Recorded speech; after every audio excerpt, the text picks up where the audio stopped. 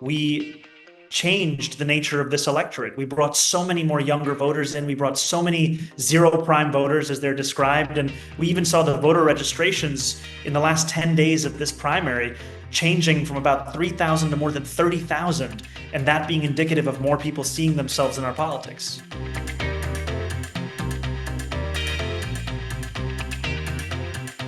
Welcome to New York One's Off Topic on Politics. I'm Courtney Gross, New York One's investigative reporter, and the results are in. We're coming to you shortly after the Board of Elections released their ranked choice voting tabulations, and Zohran Mamdani has won the city's Democratic primary. He has won with 56% of the vote versus Andrew Cuomo's 44% of the vote. We will break it all down and also tell you what it means for the general election. And here to do that with me is our Bobby Kusa. Hey, Courtney.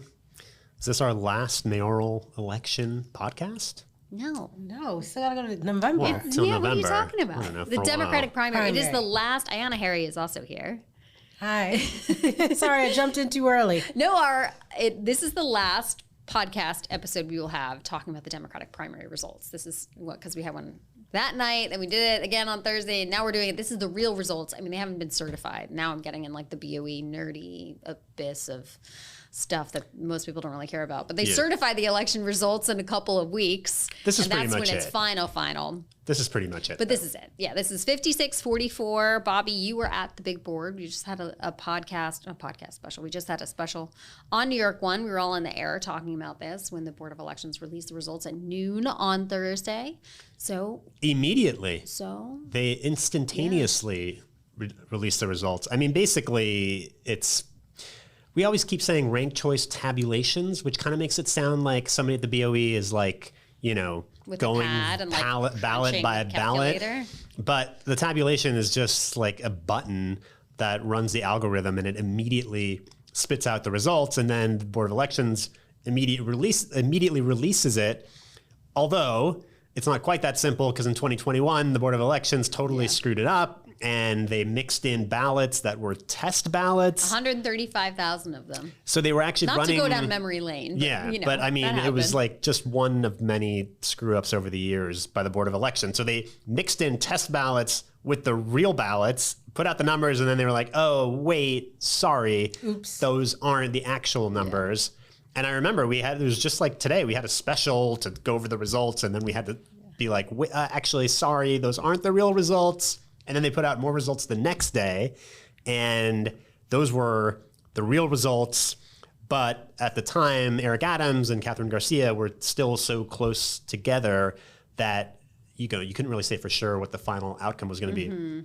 This is obviously very different because, we all thought, we talked about this last week, we were telling viewers, we're not going to know the real result on election night. You're going to have to wait a week until they run ranked choice. And then, as it turned out, we did know the result on election night because Zohran Mandani was so far ahead. He was up 7 points based on the first place votes. So it didn't even matter what the second and third and fourth and fifth place votes were going to be.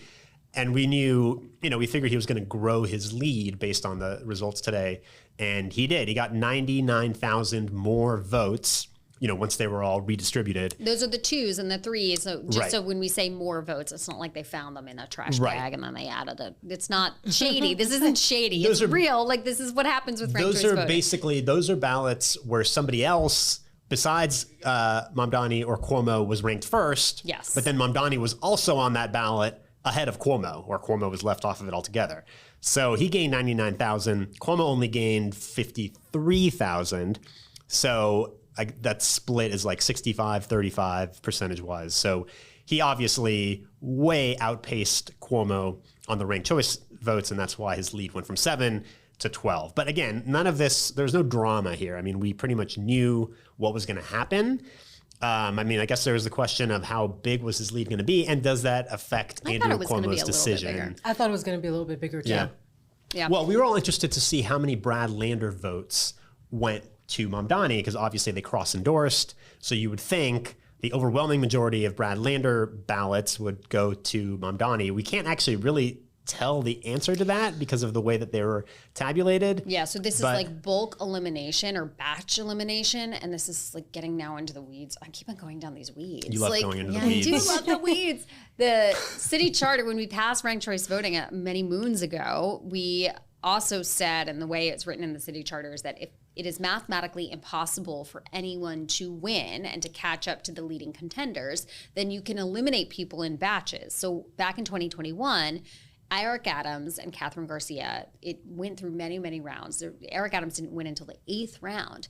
And this time around, it was only 3 rounds because basically all of the candidates lower than Andrew Cuomo had so few votes that they were able to eliminate them pretty much all in one huge chunk. And that means that we don't get to see, at least for a couple of weeks, we don't get to see, did Brad Lander's votes all go to Zohran Mamdani? Right. But we will eventually. It just is going to take a couple weeks to get all that data. But can I just express a pet peeve of mine?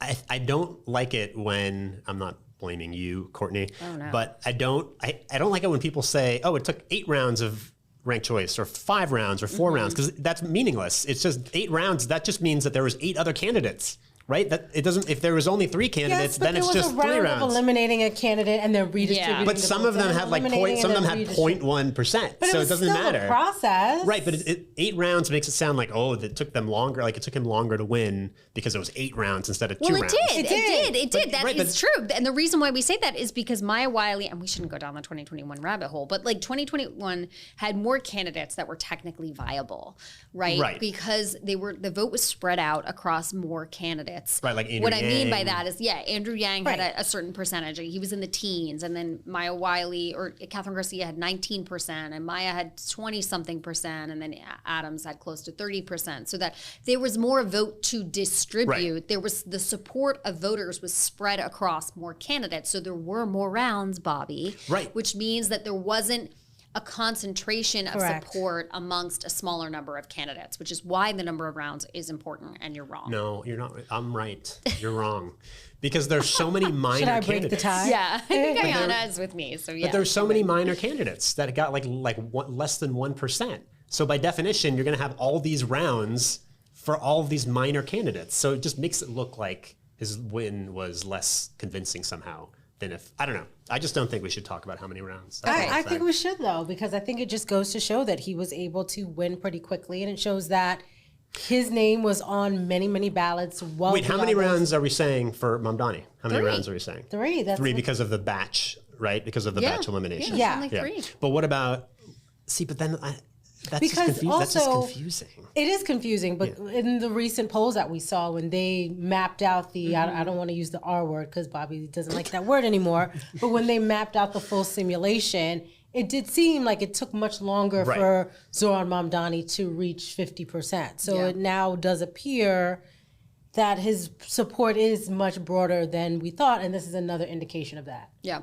So moving on from this whole round discussion. Can't say the word anymore. No, moving on from the ranked choice simulation, accumulation, vote, distribution discussion.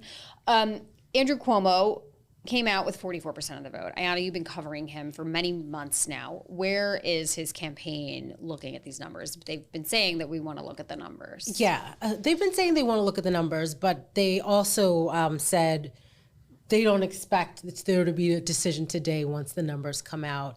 And I don't think that these numbers change all that much for Andrew Cuomo or his team. One of the bright spots they're trying to point to is the fact that Cuomo did get more votes in this Democratic primary than Eric Adams did 4 years ago, which is a point. He's going to be going up against Eric Adams in November, and Eric Adams was a lot more popular back then than he is now. But they also fully recognize beating the Democratic candidate in a primary is difficult. And perhaps if the numbers were much more closer, you could see how this could be a spirited campaign and fight that goes on to November, but it's not particularly close at this moment. So within the campaign, I am certainly hearing a recognition that this will be a really, really, really tough campaign to continue on with. There's no timeline yet on when Andrew Cuomo will make his decision. And it's unclear how long we're going to be in this space of lack of clarity. But he doesn't, the thing is, he doesn't have to decide because he's on the ballot. So, we keep, we keep asking and wondering, like, is Cuomo going to mount a real campaign or not? But he may just, wait this out for months before he really decides, because he doesn't have to decide. He can't afford to. I mean, if he wants to win, I think he needs support to make some really key decisions immediately, including what would be different for the next few months as opposed to the last few months, because clearly you just ran a losing campaign. The strategy wasn't a winner. So you need to be quickly figuring out how you're going to pivot. And Andrew Cuomo doesn't like to lose, right? So I guess he's obviously okay with losing if he's not mounting a campaign, because he did have the option to remove his name from that independent ballot line. He didn't take it. So it seems like he's okay if he loses, if he's not mounting a campaign. But if he is going to go for it, I think he wants to run a race. And in addition, one of the criticisms of the Cuomo campaign, in retrospect, is that, and we'd been saying this on the podcast and on air for a while, is that he didn't put himself out there enough. Right. So if he is going to mount a campaign, like, he should go out there. I mean, we just had the Pride Parade over the weekend, and obviously Zohran Mamdani was there. I believe the mayor was there. Yeah, he was there. The mayor was there. But Andrew Cuomo was not there. Yeah. Is that a sign of what he's thinking? It could be, although he hadn't been out for a lot throughout the campaign. And I will say that the few times when, I've seen Andrew Cuomo out and interacting with voters, 90% of the interactions are positive, but there are those moments where people do protest, when people do find out that he's going to be somewhere. Folks are vocal, sometimes in a negative way, and it's not the majority of the people, but those who are there have pretty strong feelings. And so I think throughout the campaign, they recognized and acknowledged that he wasn't out there, but they also felt that there are some cons to being out there as well, not just pros. But it's hard to believe that, he didn't get out there, he didn't interact with the public in the primary. It's hard to believe that now he would decide to get out there and mingle with the public, because he's probably gonna get a worse reception now than he did before, right? When he was still a much more viable candidate. I just don't see him changing his approach and changing his stripes. Like, Andrew Cuomo is who he is. And I don't know, I don't know what kind of reception he would have gotten at a parade on Sunday. Although at the Pride Parade, he was the one who passed gay marriage. He was the one for marriage equality. If he's going to go anywhere, he should be. If you're going to rehab your image, you could go out there and say, "I brought this monumental thing to New York many years ago." But is that what's on the top of minds of voters? Or are they thinking about sexual harassment or COVID? Yeah. Okay, so thinking about the last time we all got together, and there were still some holdouts when it comes to supporting Zohran Mamdani. And we still have holdouts. There's a lot of people that are still holding out, but there are some unions who were with Andrew Cuomo, 32BJ, HTC, Central Labor Council, have now backed Mamdani. Yeah, I mean, they almost immediately jumped ship and threw their support to Mamdani, which on the one hand makes sense, right? I mean, he is now the Democratic nominee, but I think a lot of people aren't yet getting with Mamdani, right? I mean, including Governor Hochul and Chuck Schumer and Hochul Hakeem did sit down and meet with Jeffries. him over the weekend. Yeah, and I think he has met with Schumer and Jeffries, I think, right? Did he I don't meet with think them in he's person? met with Jeffries yet. Maybe not in person. As of yesterday, Bernadette Hogan, who's covering Mamdani, her reporting yesterday said that they were still planning to meet in central Brooklyn, quote, sometime soon. Yeah, but the fact that they, on the one hand, it's kind of, I don't know if it's unprecedented, but the fact that this guy won the Democratic primary, clearly, and leading Democrats are not getting behind him, on the one hand seems unusual. On the other hand, it makes sense because everybody thought Cuomo was going to win, and Cuomo may or may not still be running, so I can see why people are still a little tentative. But none of those Democrats were solidly with Cuomo, the people who we just ran right. through. It's not like Kathy Hochul was dying to back Andrew Cuomo, and now she doesn't know what to do.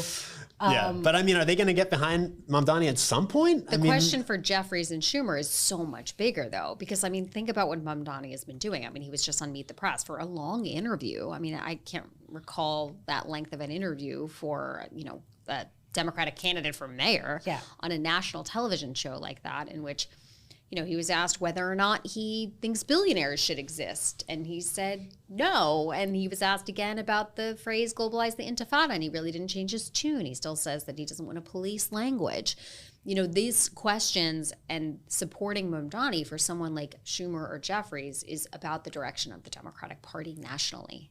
Yes, and I think also they probably have to be careful that they don't get left behind. Mm-hmm. If New York voters are clearly standing behind Zohran Mamdani and, going for and choosing something, to me, in many ways, I believe part of the reason why Zohran won is because Democrats are saying we got to try something different. Yeah. We need something new. We've been doing the same thing for a long time. There have been generations of leaderships. I mean, we need something different. I think that's what they saw in Zohran Mamdani, and so Democrats failing to get behind that, I think you might feel a little bit of concern about where does this leave you if they may be in line with where the party is nationally, but they might not be in line with where the party is locally. Right, but nationally, does Mamdani, because he's already such a polarizing figure, right? I mean, just in the past week, we've seen him totally vilified by the right, and they're going to use him as this boogeyman, the same way they've done to AOC ever since she got elected. Yeah.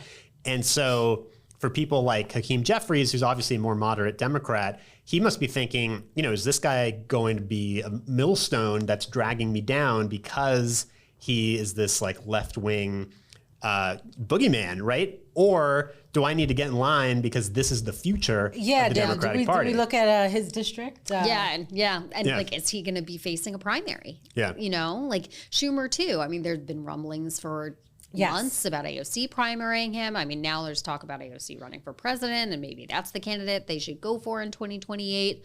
I mean, these are the conversations they're having. So the calculus of just being like the hotel workers or the building service workers or the construction workers in the city of just, flipping a switch and being like, Cuomo, who? I'm with Mamdani now. Right. It's so much more difficult for people like Jeffries and Schumer. Yeah. But back to Cuomo, who's going to support Cuomo in a general election? People. So, I mean, we're hearing a lot of fear now, right? So there's a lot of excitement over Zohran Mamdani, but there's also fear from the business community in particular about what do his ideals mean for New York City. And, just a lot of folks are fans of Zohran Mamdani, others are not. And so, Curtis Lewa isn't all that popular. Eric Adams isn't all that popular. So if people want an alternative to Zohran Mamdani that people can coalesce around and support, someone who has a shot, someone who they feel like has experience. Then it's Jim Walden. I was just about to say, poor Jim Walden. Well, it's an experience, at least experience in government. Then I think that's what Andrew Cuomo was talking about. And, he did say right after primary night in an interview that he's been receiving all these phone calls. So there is a group of people who are freaking out, right? Yeah. And they're like, oh my goodness, I didn't think this guy was serious. Now, not only is he serious, he's running away with this, and we have to do something about it. Right? Yeah. Who are we going to back? And so I think that's probably what Andrew Cuomo is hearing in one ear and thinks that he might be an answer to that question. But going back to what you were saying before, Bobby, can you win running the same kind of campaign? No. No, I can't even, I shouldn't even say probably no. And I think the answer is resoundingly no. And I don't think Cuomo's going to run if he doesn't believe that he's going to win.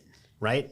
He's not going to run a campaign. Or at least have a serious campaign, where it's going to be very close. And I'm still of the mindset, and I know you guys might think differently, of yes, Zohran Mamdani is absolutely the favorite. He's going to have the WFP line, and he's going to have the Democratic Party line. I was just speaking because we had some WFP leaders in here, for our special coverage, and they were like, we're treating the race seriously. Because Mamdani got 545,000 people to vote for him in this Democratic primary, including first choice and subsequent choices. That was what the tabulation showed today. Eric Adams won the general election with, I think, more than 750,000 people or 750,000 votes back in 2021. So no question, I think Mamdani will have to, well, this is a question to you, actually, no question. I'm taking away the part where I said no question. I'm saying the question is, will Mamdani have to expand the base, or will the amount of candidates in the field already, let's say Cuomo does stay in, even though we don't necessarily think that'll happen, but there'll be such a fracturing and splitting of the vote that he could win potentially, now I'm asking you to do math, with the 545,000 Right. people that have already voted for Yeah, him. he could. I hadn't thought of it that way, but he could. He could not add a single vote in the general and just still win with the, what is it, 545,000? 545,000. Right, because the rest of the field will splinter. So, yeah, he may not need, I mean, obviously he's going to try to expand And he his has appeal. said that, even though the Yeah. the Meet the Press interview, there are these, some might say, polarizing thing that he says, or, certainly things that he says that Democratic candidates have not been willing to embrace, like no more billionaires. But he has said, while still continuing to be principled and very, staying close to his ideals and what he says that he is all about, he has also said, I want to expand the base and I want to talk to Jewish voters and I want to go out and try to talk to voters that I feel like I don't represent them. And by the way, we should remind people, because we know this, but most people might be confused, there is no ranked choice voting in November. Yeah. So it doesn't matter if he doesn't have to get 50%. He could win with 35% of the vote. And he very well may. I mean, depending on, like you said, the rest of the vote probably gets splintered. Curtis Lee, well, no matter what, is probably going to get 25% of the Republican vote. Well, that leads me to the next thought is Donald Trump, because Trump, shortly after we were done with our special coverage today, he came out and said, it's some unrelated event, basically, the Republican could win but doesn't mention his name. Calls Mamdani, questions his citizenship, Yep. which Calls is him a inaccurate. communist. Said he was a communist. A lot of people are saying he's here illegally, is what Trump said. Not true. And then he goes into some accolades or nice things to say about Eric Adams. Yeah, he said there's a good independent running in the race. Apparently, he said Adams is a very good person. That was the quote from Trump. And then he also said he helped him take care of that little problem. that he Yes, had. I was like, oh, okay. Mm-hmm. Bobby was like, he said the quiet part out loud. I think he had mostly said he had nothing to do with that little problem. Yeah, the little problem he had. So, but I think what you're getting at is, what if Trump decides he wants Adams to be the Republican nominee? I mean, we've been speculating about this for months, but when I heard Trump today, I was like, wait, maybe this could actually happen. Yeah. You have a good independent running, Mayor Adams, who's a very good person. I helped him out a little bit. He had a problem, and he was unfairly hurt over this question. He made a statement to the effect that this is terrible. New York City can't have all these immigrants come in. And like he was indicted the following day. Like maybe It's Trump, possible. It's definitely, I think, real. But I don't know. still think Eric Adams is deeply unpopular in the city. And I think I was just looking back at the recent Marist poll from a few weeks ago. Now, granted, that was just of Democratic primary voters, but something like more than 70% of New Yorkers in that poll said they wanted the next mayor to oppose Donald Trump. So I just don't know, as Mayor Eric Adams continues to insist he's not beholden to Donald Trump, but then Donald Trump is saying great things about him and he's on Fox News every day. Yeah. I don't know if that helps New Yorkers turn their opinions around on Eric Adams. I think it hurts Curtis. Those Curtis voters are going to go to Adams. Curtis is going to end up not getting as much as a typical Republican candidate at 30% or so. Maybe he gets 10, maybe Adams gets 20, and I don't know. We also have to talk about whether or not, sorry, just popped into my head, but whether or not Eric Adams is even going to be able to fundraise and really hold and run a robust campaign. Because it doesn't look like he's going to get any matching funds at this point, right? Yeah. Although I know it's under litigation at this point. But if Eric Adams isn't fundraising, if he isn't bringing in any money, and if Zohran Mamdani is, on the airwaves nonstop, I think that could also be a major factor. Are people willing to give money to Eric Adams? And maybe Bill Ackman will say, you know what, I need someone to back. Let me throw another $500,000 in the race. I don't know. Adams, by the way, I mean, he has been on the offensive ever since last Tuesday. He's on TV constantly ripping Zohran Mamdani. So he obviously knows, up until Tuesday, when Adams was asked about the race, he would bash Andrew Cuomo. Yes. Now he's, left and right bashing Zohran Mamdani. So, I mean, he obviously sees that's obviously, right? That's going to be the matchup. And so he's already on the attack. I mean, it's funny. Like I was thinking we would kind of have a lull in the political season after the primary. All of a sudden, it feels like we're like right in the thick of the general election with Adams going after Mamdani. And I will say, I think some of the Adams criticism of Mamdani will have a bit of a backlash. And I think a lot of the criticism of Zohran Mamdani, there has been a backlash for voters. And I think that for some voters, it's mobilized them to come out and support him even more because they feel like Mamdani is being unfairly targeted. Yeah. And there's going to be, I mean, think about the Rent Guidelines Board just passed a rent increase for renters, stabilized renters, 2 million people, tenants across the city, and they increased a 3% rent increase for 1-year leases, which would go in effect in October, which is very close to, obviously, November, the general election. And it's the antithesis of what Zohran Mamdani stands for. And he's already out there saying Eric Adams has raised the rent 8% or 9% on these rent-stabilized tenants during his tenure. And I will, of course, raise the rent. And I mean, the idea that Mamdani stands for these like unrealistic pie-in-the-sky ideas and that he's never done anything, like that was the attack line that Cuomo used, and it didn't work. Yeah. So Adams can't go out and try the same attack lines, you know, like at his own peril. Is he going to try to attack Mamdani on those same grounds that Cuomo did? Yeah, but I will say this. I think, you know, during the Democratic primary, I don't know if Zohran Mamdani was pressed. Like, he was pressed a lot about like globalizing intifada and where do you stand on anti-Semitism. But I don't know how much he's really been drilled on, okay, so what do free buses actually look like? You know, we've talked about these city-owned grocery stores. Has anyone pressed him? How many? Where? What does this look like? How do you fund them? And so I think our role as reporters is sometimes stepping away from the controversy and taking a hard look at this person could very well be the mayor in a couple of months. Like, what do your policies actually look like? Where do you really stand? And, you know, I got some feedback just from some folks who had met with Mamdani after the National Action Network meeting where he, you know, stopped by after the primary. And there were some questions. People did walk out of the room like excited, but then also a little worried because they felt like they hadn't heard enough from him in terms of concrete details on some of his signature issues. And they were like, you have thousands of people repeating like, freeze the rent, you know, but like we're asking you for details and we're not getting them. And so I think that's what we really need to focus on moving forward is what are you actually looking to do as mayor and how do you actually get it done? And I think that could be an area where Mamdani faces some challenges and has a little bit of weakness. I think we're going to have to pause there. We're going to come back. For our podcast listeners, we're going to take a short break. And then for our YouTube watchers, continue watching. We're not going anywhere. But we'll be right back. We're going to talk about the down-ballot races. Okay. It's true that I do have some sharp differences with Assemblymember Mamdani, particularly on Israel. But on the other hand, we got almost exactly the same number of votes in the first round. And there are many neighborhoods that we both won. Jackson Heights, Richmond Hill, Harlem. And I think the answer is that we both prioritize affordability.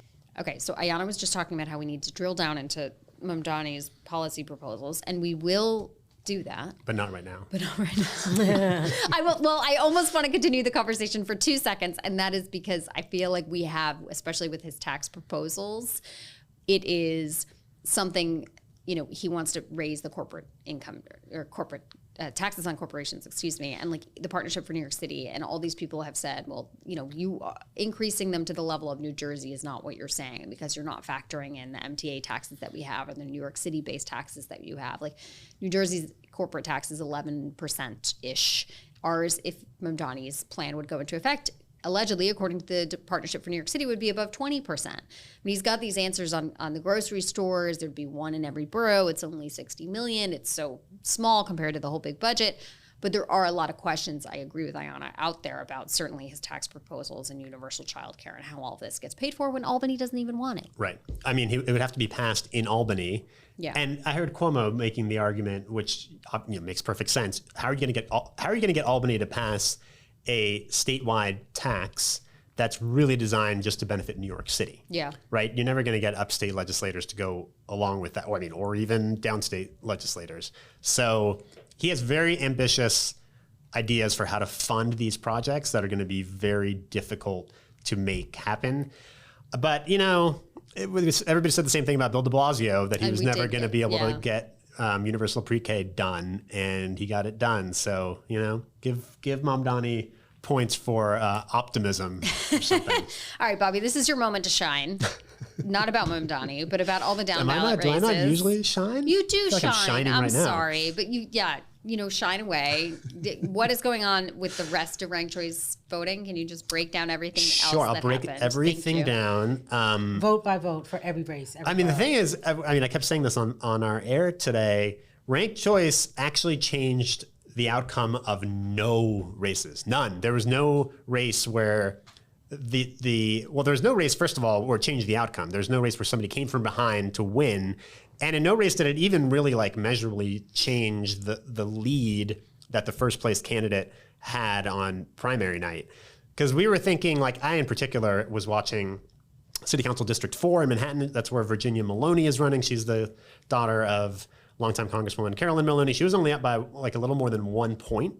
And I thought with ranked choice, there was all these other candidates in the mix. And I thought once the votes were redistributed, she could fall behind, and she didn't. She expanded her lead. Every single other candidate who was in the lead won. So all these council races, nothing changed. No. There were 8. You're not really letting people. There's the excitement, Bobby. Of ranked choice, I know. Yeah.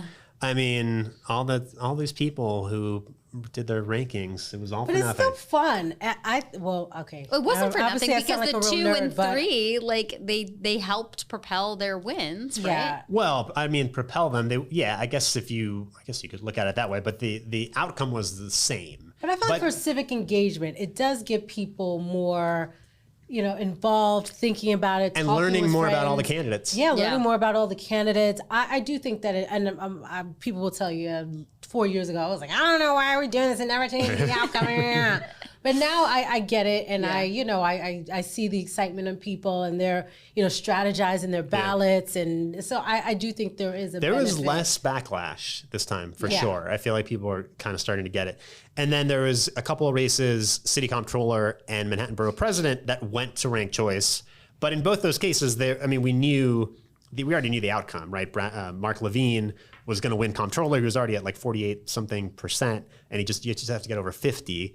And then Brad Hoylman-Siegel won for Manhattan Borough President. He was already also very close to 50%. So no drama today with the ranked choice results. And we weren't really expecting. There was, in my mind, there was 3 council races, maybe 4, where maybe the outcome would change, and it didn't change in any of them. So there will be some new faces on the council, though, because there was 8 open seats where the council person was being term limited out of office, including the Maloney seat. That was the one that Keith Powers had represented. So there's going to be a bunch of new folks on the council, but all the incumbents are coming back. There weren't any incumbents who lost, who were, some were trailing. Some didn't get 50% on primary night. So some of them were part of the ranked choice, like Chris Marte, and there's a few others, but they all won. So, the basic makeup of the council is not going to change all that much. All right. I think we're going That's to leave it. it there. All right. That was my moment to shine. Yeah. Sorry, Bobby. Did I shine? Yes. Enough? Yeah, you did. Okay. Yeah. It's a holiday week. This is going to be your episode of New York One's Off Topic this week. We're not going to come to you later in the week. We're going to get some rest, hopefully. But that will do it for today. You can always watch us on Inside City Hall Monday through Friday at 7. We love your feedback. Send us an email at yourstoryNewYork1@charter.com. You can subscribe to Off Topic wherever you get your podcasts. And if you like what you're hearing, leave a review. Thanks to our producer today, Richie Augustinoni in the corner. Thanks for listening, everybody. We will see you next week, not later this week. Have a nice holiday weekend.